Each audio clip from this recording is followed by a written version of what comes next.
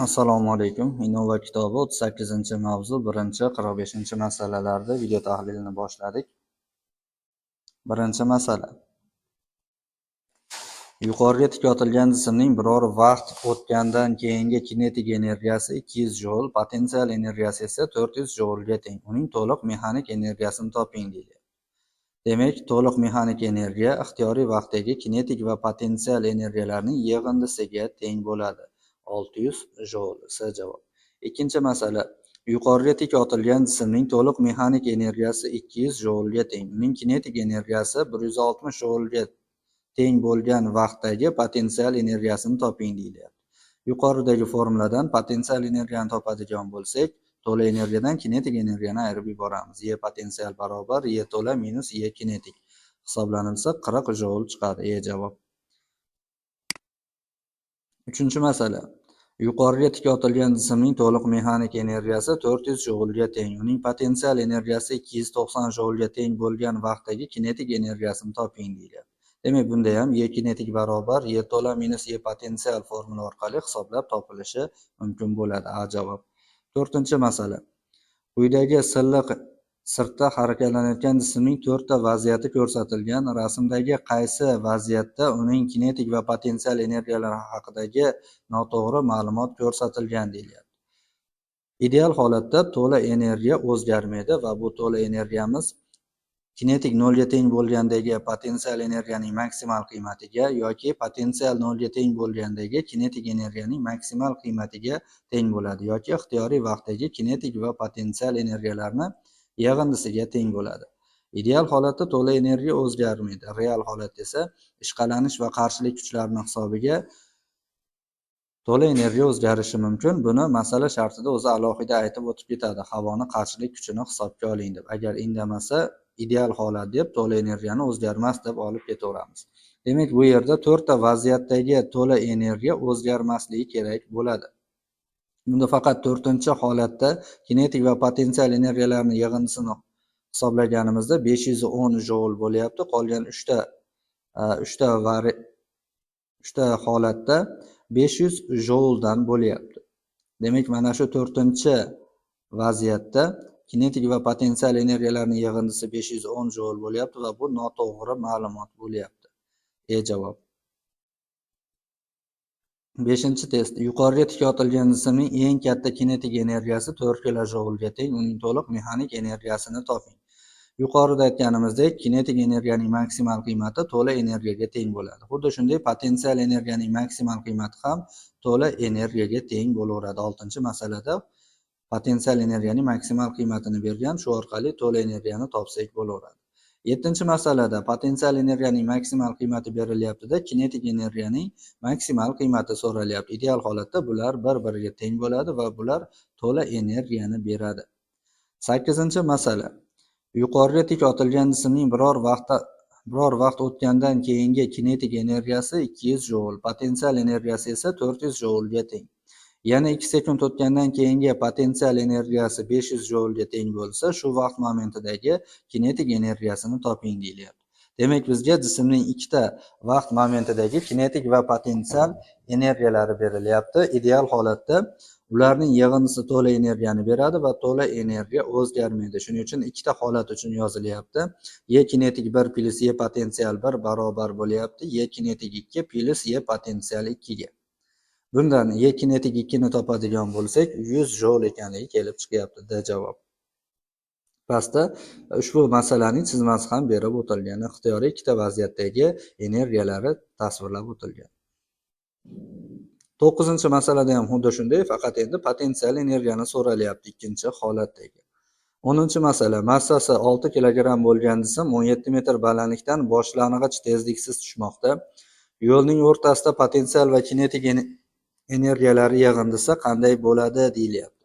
Demak, dastlabki holatda uning tezligi 0 ga teng, ya'ni boshlang'ich holatda kinetik energiyamiz 0 ga teng. Bu holatda potensial energiya maksimal qiymatga erishadi va uni mgh formula orqali hisoblab topsak bo'laveradi. Masala shartida aytilyapti, yo'lning o'rtasida kinetik va potensial energiyalarning yig'indisi nimaga teng bo'ladi deyiladi.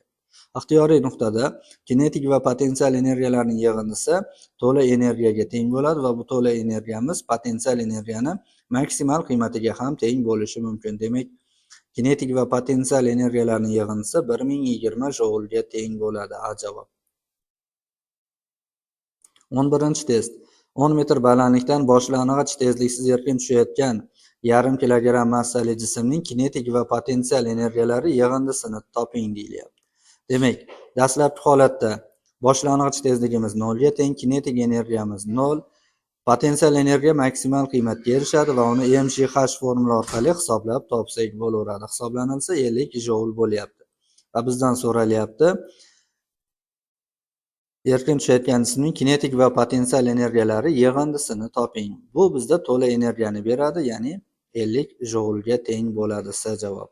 12-masala. 10 metr balandlikdan boshlang'ich tezliksiz erkin tushayotgan 2 kilogramm massali jismning yarim yo'ldagi kinetik energiyasi topilsin. Demak, dastlabki holatdagi balandligi 10 metr, massasi 2 kilogramm. Yarim yo'ldagi degani uchun, demak, balandlikni ham yarmi olinyapti. Ikkinchi holatda hashimiz 5 metrga teng bo'lyapti. Birinchi holatda potensial energiyani maksimal qiymati yuzaga keladi, ya'ni jism dastlabki holatdan boshlab erkin tushyapti. Shuning uchun potensial energiyani maksimal qiymati to'la energiyani beraveradi va bu ikkinchi holatdagi kinetik va potensial energiyalarning yig'indisiga teng bo'ladi. YP maksimal o'rniga mg katta h olinyapti, YP o'rniga mg h olinyapti va bundan kinetik energiyani topilsa mg h minus h bo'lyapti. O'zi umuman olganda potensial energiyaning o'zgarishi kinetik energiyaga teng bo'ladi, ya'ni hosil bo'layotgan kinetik energiyaga teng bo'ladi. Buni keyingi masalalarda ham qo'llab ketganmiz mana shu formulani. Javob bo'lyapti hisoblanilsa. 13-masala. Agar sharcha V0 boshlang'ich tezlik bilan yer sirtidan tik yuqoriga otilgan bo'lsa, qanday balandlikda uning kinetik va potensial energiyalari o'zaro teng bo'ladi deyilyapti. Demak, jism dastlab yerdan yuqoriga V0 boshlang'ich tezlik bilan otilyapti.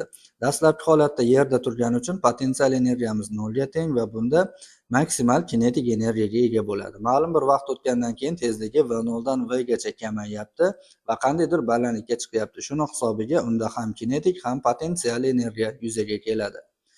Energiyaning saqlanish qonuniga ko'ra dastlabki holatdagi to'la energiyamiz keyingi holatdagi to'la energiyaga teng bo'lyapti. Ya'ni YK maksimalimiz YK plus YP ga teng bo'lyapti. Masala shartiga ko'ra kinetik energiyamiz potensial energiyaga teng bo'lishi kerak ekan. Bu holda Y kinetikning o'rniga ham YP ni yozsak, 2 ta Y potensial bo'ladi. Demak, m V0 kvadrat taqsim 2 maksimal kinetik energiyamiz 2 mgh ga, ya'ni 2 ta potensial energiyaga teng bo'lyapti va bundan h ni topsak V0 kvadrat taqsim 4g bo'lyapti.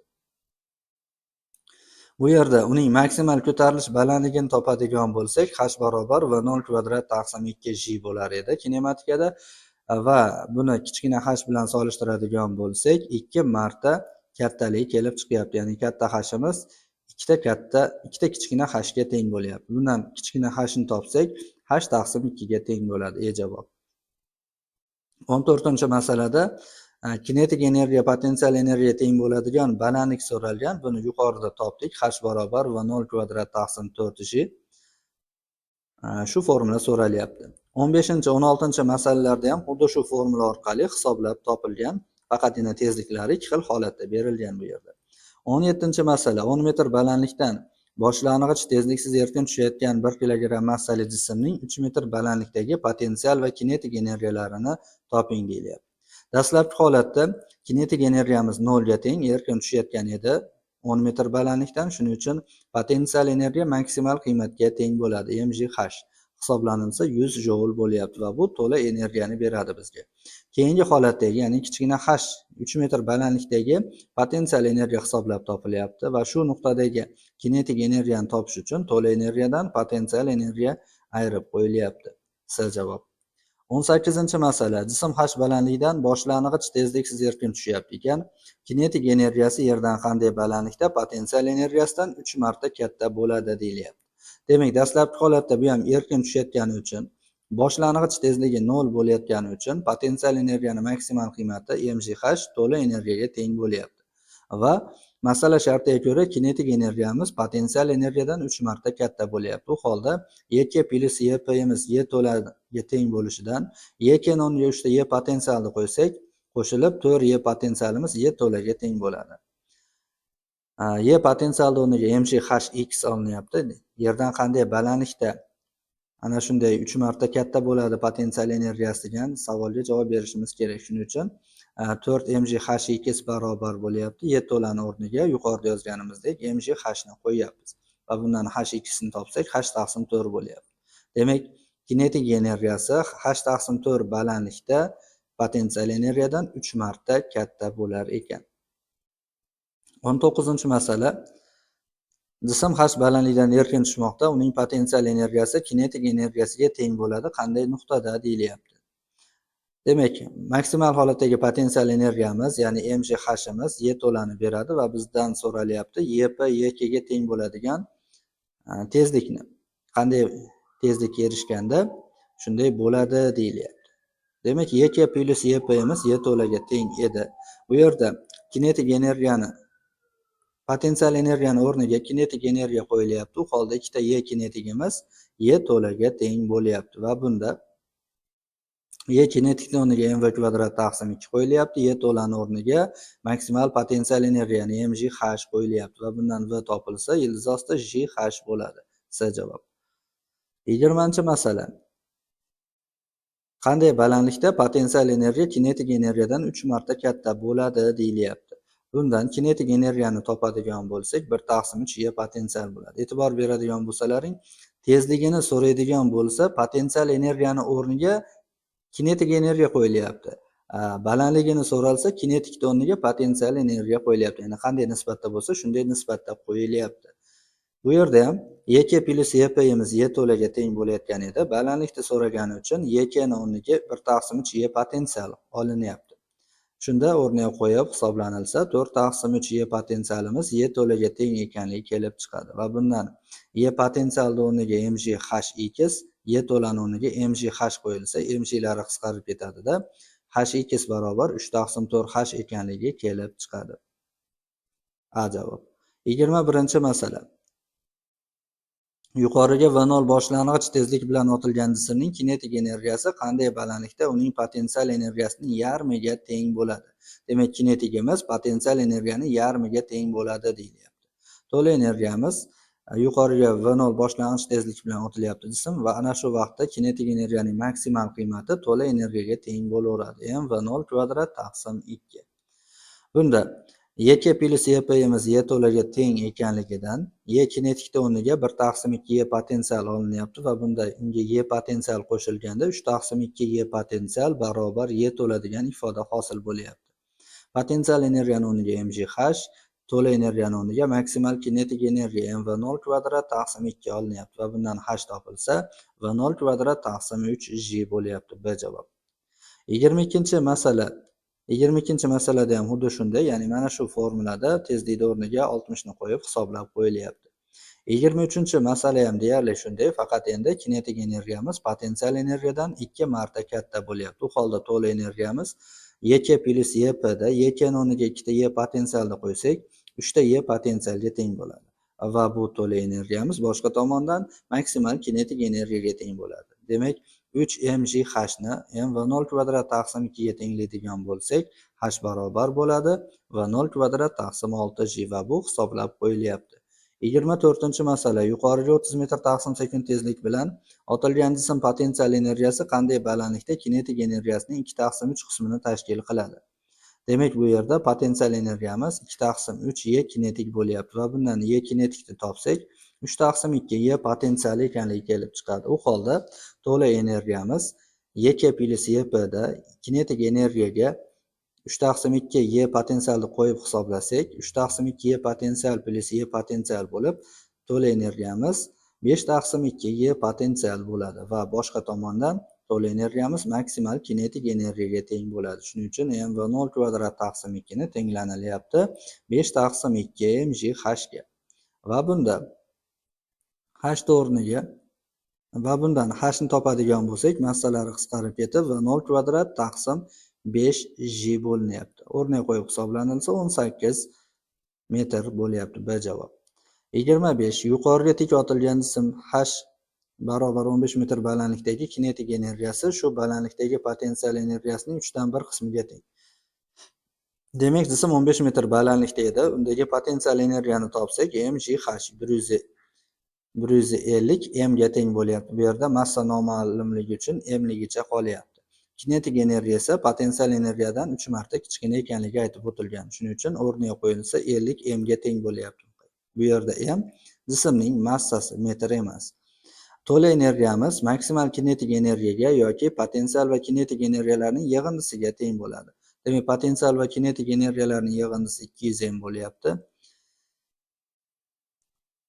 Maksimal kinetik energiya esa m va 0 kvadrat taqsim 2 edi. Demak, m va 0 kvadrat taqsim 2 ni 200 m ga tenglanilganda massalari qisqarib ketyapti-da. Bundan v 0 ni topsak 50/400 bo'lib, undan 20 chiqyapti. C javob. 26-test. Massasi 2 kg bo'lgan jism 12 metr balandlikdan boshlang'ich tezliksiz tushmoqda. Demak, potensial energiyani topadigan bo'lsak, 12 metr balandlikdan boshlang'ich tezliksiz tushyapti ekan. mgh ni hisoblasak, 126.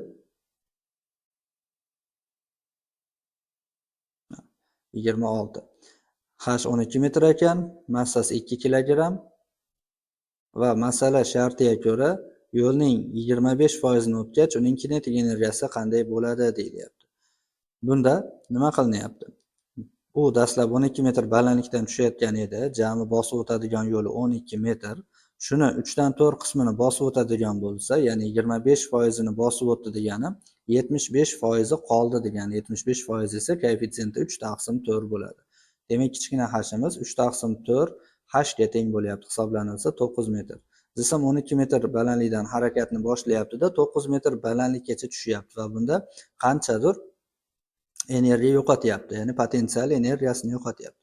Yo'qotilgan potensial energiya esa to'la kinetik energiyaga aylangan bo'ladi. Boshqacha qilib aytganda esa, kinetik energiyani topish uchun to'la energiyadan ana shu nuqtadagi potensial energiyani ayirib yuborilyapti. To'la energiyamiz maksimal potensial energiyaga, ya'ni mg katta h ga teng bo'lyapti. Potensial energiya esa mg kichkina h va bunda ularning ayirmasida mg ni qavsdan tashqari chiqarib yuborsak, mg h minus h bo'lyapti. 60 joulga teng. D javob. 27. 25 metr balandlikdan yuqoriga vertikal otilgan 500 gram massali jismning boshlang'ich kinetik energiyasi 50 joulga teng bo'lsa, u yer sirtidan necha metr balandlikka ko'tariladi deyilyapti. Demak, potensial energiya hisoblab topilyapti. mg h o'rniga qo'yilsa 125 joul. To'la energiyamiz esa E kinetik plus E potensialga teng bo'ladi. Kinetik energiya 50 joul ekanligi aytib o'tilgan va bu yerda hisoblayotganimizda 500 gramni kilogramga aylantirib keyin hisoblanilgan. Demak, to'la energiyamiz shunda 175 joulga teng bo'lyapti. To'la energiyani o'zi maksimal potensial energiyaga, ya'ni mg h ga teng bo'lishi kerak edi. Bundan h ni topsak, E to'la taqsim mg bo'lib 37 metr bo'lyapti.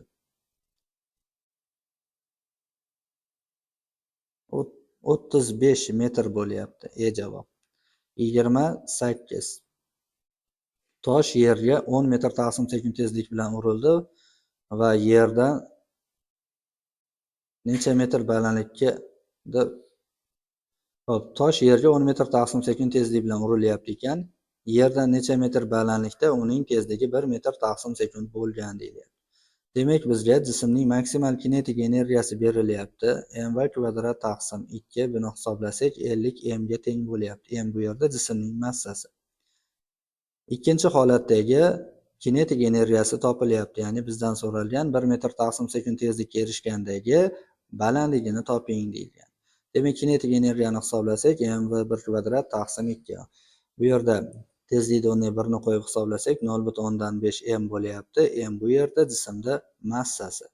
Potensial energiya, ya'ni mana shu nuqtadagi potensial energiyamiz mg kichkina h bo'ladi va bu potensial energiyani topish uchun to'la energiyadan kinetik energiyani ayirishimiz kerak. 550 m dan 0.5 m da ayiradigan bo'lsak 49.5 m ligi kelib chiqadi va bu mg h ga teng.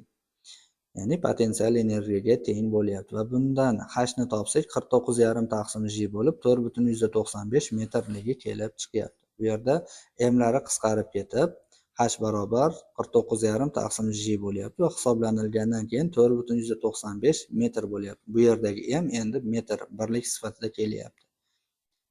Demak, 28 ga S javob bo'lyapti.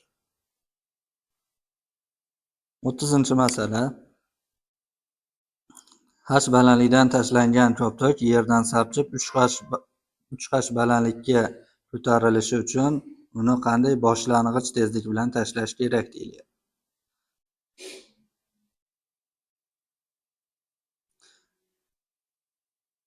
Demak, bu yerda dastlabki holatda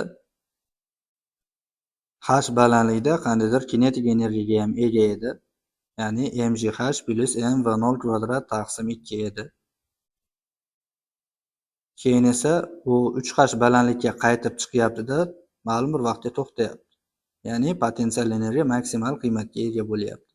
To'la energiyani ko'radigan bo'lsak, birinchi holatda mgh plus m va 0 kvadrat taqsim 2, keyingi holatda esa 3 mgh bo'ladi.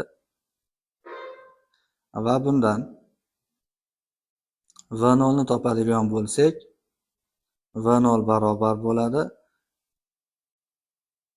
ildiz ostida 2j delta h bo'ladi. Delta h'imiz 3h minus h ga teng bo'ladi. 3h dan h ayirsak 2h bo'ladi. U 2 bilan ko'payib 4jh bo'lyapti ildiz ostida va 4 ildizdan chiqib ketsa, ildiz ostida 2jh bo'lyapti. Javob. 31. Gorizantga qiyo otilgan jismning to'liq mexanik energiyasi trayektoriyaning qaysi nuqtasida eng katta bo'ladi deyilyapti. Energiya skalar kattalik yo'nalishga bog'liq emas va ideal holatda to'la energiya o'zgarmaydi. Buni yuqorida ham aytib o'tdik. Shuning uchun to'la energiyasi hamma nuqtada bir xil qiymatga ega bo'ladi. 32.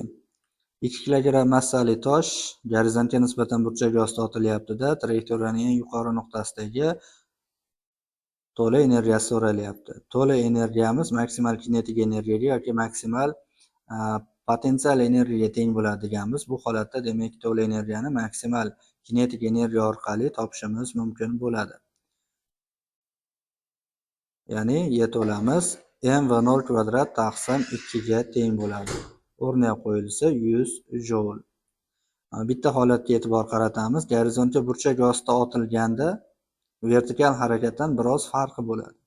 Vertikal harakatda kinetik 0 ga teng bo'lganda potensial maksimal qiymatga erishadi. Potensial 0 bo'lganda kinetik 0 qiymatga erishar, maksimal qiymatga erishar edi. Gorizontga burchak ostida otilganda esa kinetik energiyamiz 0 ga teng bo'lmaydi. Eng baland nuqtaga ko'tarilganda ham jismda gorizontal yo'nalishda tezlik saqlanib qoladi. Shuning uchun kinetik energiya minimal qiymatga erishganda potensial energiya maksimal bo'ladi deb yuritamiz. Demak, 32-masalani ishladik. 33-masala. Gorizontga burchak ostida V0 tezlik bilan otilgan jismning trayektoriyaning h nuqtasidagi tezligi qanday bo'ladi deyilyapti. Bu yerda to'la energiyamiz maksimal kinetik energiyaga teng bo'laveradi, ya'ni m/0 kvadrat taqsim 2 bo'ladi. Trayektoriyaning eng yuqori nuqtasida esa ham kinetik, ham potensial energiya bo'ladi. Potensial energiyamiz mgh bo'ladi. Kinetik energiyani topish uchun potensial energiyadan kinetik energiyani topish uchun to'la energiyadan potensial energiyani ayirishimiz kerak bo'ladi. Demak, o'rniga qo'yilsa, m va kvadrat taqsim 2 miz barobar bo'lyapti m va 0 kvadrat taqsim 2 minus mgh va bundan v ni topsak, ildiz ostida va 0 kvadrat minus 2jh bo'ladi. H bu yerda maksimal ko'tarilish balandligi, v esa ayni ana shu nuqtadagi erishgan gorizontal tezligi. 34-masalada ham xuddi shunday shart berilgan. 35-masala. Bizga chizma berilyapti-da, quyidagi chizmadan foydalanib, uning maksimal tezligi bilan minimal tezligi nisbatini toping deyilyapti. Maksimal tezligi maksimal kinetik energiyada hosil bo'ladi. Kinetik energiyaning maksimal qiymati 100 joule ga teng ekan. Demak, Y kinetik maksimalimiz m va 0 kvadrat taqsim 2 bo'lsa va bu 100 ga tengligidan V0 ni topadigan bo'lsak, V0imiz 10 metr taqsim sekund bo'ladi. Massasini 2 kilogramm deb aytgan. Minimal tezligimiz esa minimal kinetik energiyada bo'ladi. Ya'ni minimal kinetik energiyamiz Gorizontal burchak osti otilgan jismda eng maksimal balandlikka ko'tarilganda hosil bo'ladi dedik va ana shu yerda kinetik energiyamiz 36 J bo'lar ekan. Bundan foydalanib tezligini topsak 6 metr taqsim sekund. Bularning nisbatini topadigan bo'lsak 5 taqsim 3 bo'lyapti. 36. Jism 45 metr balandlikdan balandligi 45 metr bo'lgan qiya tekislikdan ishqalanishsiz sirpanib tushyapti ekan. Uning harakat oxiridagi tezligini toping deyilyapti. Ishqalanishsiz qiya tekislik bo'ylab sirpanib tushayotganda potensial energiya to'laligicha kinetik energiyaga aylanadi. Ya'ni mgh-imiz mv0 kvadrat taqsim 2 ga teng bo'ladi. V0 bu yerda qiya tekislik asosidagi erishgan tezligi va bundan massani qisqartirib v ni topsak, v0 barobar ildiz osti 2gh bo'ladi. 30 metr taqsim sekund. Real holatda agar ishqalanishni hisobga oling deydigan bo'lsa, potensial energiya to'laligicha kinetik energiyaga aylanmaydi. Uning bir qismi kinetikka aylanadi, ikkinchi qismi esa ishqalanishni yengish uchun sarflanadi va ichki energiyaga aylanib ketadi, ya'ni qizishi uchun sarflanib ketadi. 37.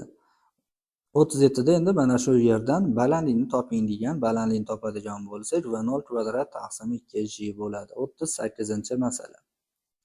Jism qiya tekislikdan ishqalanishsiz sirpanib chiqyapti ekan. Ya'ni yuqoriga v tezlik berilganda bu mana shu qiya tekislik bo'ylab chiqyapti-da, D nuqtaga yetib kelganda tezligi 0 ga teng bo'lyapti. Bizdan so'ralyapti, mana bu boshlang'ich holatda berilgan v tezligini S nuqtada erishgan tezligiga nisbati so'ralyapti. Energiyaning saqlanish qonunini qo'llaymiz. Demak, bu yerda dastlabki holatda potensial energiyamiz 0 ga teng va kinetik energiya maksimal qiymatga ega bo'ladi. Harakat oxirida esa tezligimiz 0 ga teng, potensial energiya maksimal qiymatga teng bo'ladi. Bundan foydalanib maksimal potensial energiyani topadigan bo'lsak, mgh bo'lyapti, h'imiz esa 4h ga teng. Demak, 4mgh bo'lyapti maksimal potensial energiya. Xuddi shunday maksimal kinetik energiya ham 4mgh ga teng bo'laveradi, ya'ni to'la energiyaga teng bo'laveradi. Maksimal kinetik energiyamiz esa mv kvadrat taqsim 2 ga teng, dastlabki holatda berilgan tezligi orqali ifodalanilyapti va bu 4mgh ga teng bo'ladigan bo'lsa, bundan v ni topsak, ildiz osti 8gh bo'lyapti. S nuqta uchun yozadigan bo'lsak, S nuqtadagi potensial energiyamiz mg ko'paygan 3h bo'lyapti, ya'ni 3mgh va mana shu S nuqtadagi kinetik energiyani topish uchun to'la energiyadan potensial energiyani ayiramiz. Demak, to'la energiyamiz 4mgh edi, undan 3mgh ni ayirsak, mgh qolyapti. Kinetik energiyamiz o'zi mv kvadrat taqsim 2 bo'lish kerak edi. S nuqta bo'lgani uchun mvs kvadrat taqsim 2 bo'lyapti va bu mgh ga teng deb qarasak, S nuqtadagi tezligimiz ildiz osti 2gh ekanligi kelib chiqadi. V taqsim vs ni hisoblasak, shunda 2 ga teng ekanligi kelib chiqadi. Javob. 39. Bizga mana bunday chizma berilyapti va bizdan so'ralyapti h1 taqsim h2 ni toping. Energiyaning saqlanish qonunini qo'llaymiz. Dastlabki holatda to'la energiyamiz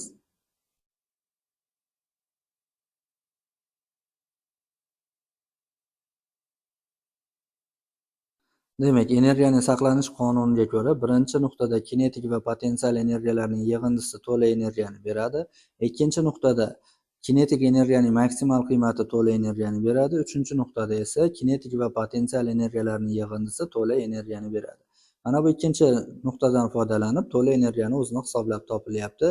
E kinetik maksimali orqali v o'rniga 3v olinyapti. Shunda 9mv kvadrat taqsim 2 ekanligi kelib chiqyapti. Birinchi nuqta uchun energiyaning saqlanish qonunini yozadigan bo'lsak, mgh1 plus mv kvadrat taqsim 2 barobar 9mv kvadrat taqsim 2 va bundan h1 ni topsak, 4v kvadrat taqsim g ekanligi kelib 4v kvadrat taqsim g ekanligi kelib chiqyapti. Ikkinchi, ya'ni mana bu chizmadagi uchinchi nuqta uchun yozadigan bo'lsak, mgh2 plus mv kvadrat taqsim 2, bu yerda v tezligimiz 2v ga teng ekanligi berilgan, shuning uchun 2v ning kvadrati olinyapti. Mana shu energiyamiz to'la energiyaga 9mv kvadrat taqsim 2 ga teng bo'lyapti va bundan h2 topilyapti 5v kvadrat taqsim 2 va balandliklar nisbati hisoblanilganda 1/6 ekanligi kelib chiqyapti. D javob.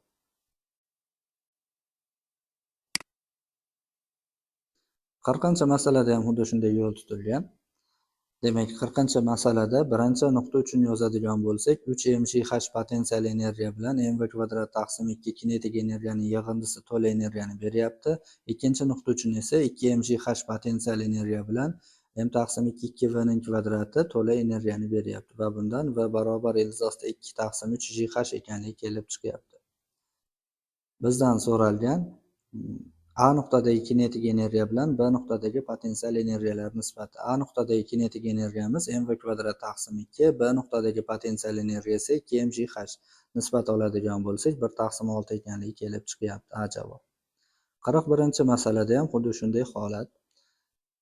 41-masalada demak dastlabki holatda tezligimiz 0 ga teng. Demak, to'la energiyamiz faqat potensial energiya orqali ifodalanadi, 4mgh. Ya'ni bu maksimal potensial energiya hisoblanadi. Ikkinchi nuqtamizda esa ham kinetik, ham potensial energiya bor. Energiyaning saqlanish qonuniga ko'ra to'la energiyamiz kinetik va potensial energiyalarning yig'indisiga teng bo'lishi kerak. 4mgh barobar mgh plus mv kvadrat taqsim 2 va bundan v ni topsak, ilzosda 6gh ekanligi kelib chiqyapti, 15 metr. 42-masalada ham xuddi shunday yo'l tutilgan. Bu yerda demak birinchi nuqtada tezligimiz 0 ga teng va shu orqali to'la energiya topib olinyapti. To'la energiyamiz maksimal potensial energiyaga teng bo'lyapti, 5mgh. Birinchi nuqta uchun yozsak 5mgh barobar bo'lyapti mgh plus mv1 kvadrat taqsim 2 va bundan v1 topilyapti.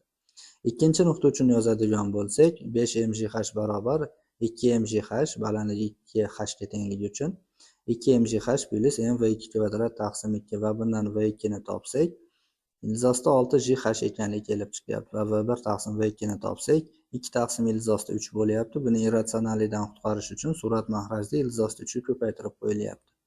43-masala.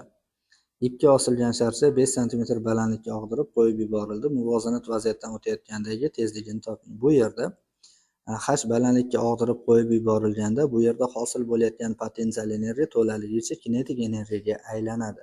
Ya'ni mgh-imiz mv kvadrat taqsim 2 ga teng bo'ladi va bundan v ni topsak, ilzosda 2gh bo'ladi. 44-masalada ham xuddi shunday shart berilgan. Uzunligi 0,4 metr bo'lgan ipga jism osilyapti-da, qo'yib yuborilyapti. Alfa burchakka og'dirib qo'yib yuborilyapti va shunda muvozanat vaziyati oldidan 2 metr taqsim sekin tezlik bilan o'tyapti. Birinchi qilgan ishimiz balandlikni topib olyapmiz. Ya'ni mgh teng mv kvadrat taqsim 2 dan h ni topsak, v kvadrat taqsim 2g bo'lib 1 taqsim 5 metr bo'lyapti. Bu 0,2 metr degani. Ana endi bu yerda bu h balandlik bo'ladigan bo'lsa, ipning uzunligi l ga teng bo'lsa, bu nuqtadan ip osilish nuqtasigacha bo'lgan masofamiz l minus h ga teng bo'ladi. Undan kosinus alfani topsak, l minus h taqsim l bo'ladi. Demak, 0,4 minus 0,2 taqsim 0,4. Bunda kosinus alfamiz 0,5 ga teng ekanligi kelib chiqadi. Demak, alfamiz 60 gradusga teng. C javob. 45-masala. Uzunliklari nisbati L1 taqsim L2 bo'lgan iplarga osilgan sharchalar 90 gradusga og'dirib qo'yib yuborildi. Muvozanat vaziyatidan o'tayotganda erishgan tezliklari nisbati so'ralgan. Demak, bu yerda alfa burchagimiz 90 gradus bo'ladigan bo'lsa, u maksimal demak h masofaga ko'tarilyapti va bu h masofamiz L ga teng bo'lyapti. Uning h masofadan tushgandagi tezligi v barobar ilzosda 2gh edi. H o'rniga L ni ifodalasak va tezliklari nisbatini topsak, v1 taqsim v2 imiz ilzosda L1 taqsim L2 ga teng bo'lyapti. Ya'ni ilzosda 2 ga teng bo'lyapti. v1 barobar ilzosda 2 v2 javob.